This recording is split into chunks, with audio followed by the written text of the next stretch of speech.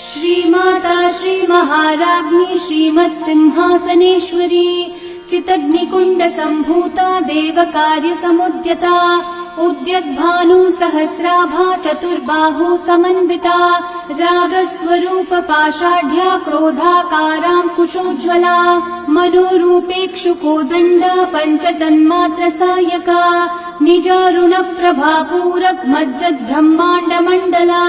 चम्पकाशोक पुन्नाग सौगन्धी कलसत्कचा कुरुविन्दमणिश्रेणी कनत्कोटीरमण्डिता अष्टमी चन्द्र विभ्राजद्दलिकस्थल शोभिता मुखचन्द्र कलङ्काभ मृगनाभिविशेषका वदन स्मर माङ्गल्य गृहतोरण चिल्लिका वक्त्रलक्ष्मी परिवाह चलन्मीनाभलोचना नवचम्पक पुष्पाभ नासा दण्ड विराजिता ताराकान्ति तिरस्कारी नासाभरण भासुरा कदम्ब मञ्जरीकृत कर्णपूर्ण मनोहरा ताटङ्कयुगलीभूत तपनोडुपमण्डला पद्मरागशिलादर्श परिभावी कपोलभूः नवविद्रुम बिम्ब श्रीन्यक्कारी रदनच्छदा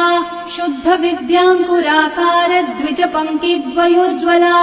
कर्पूर वीटिकामोद समाकर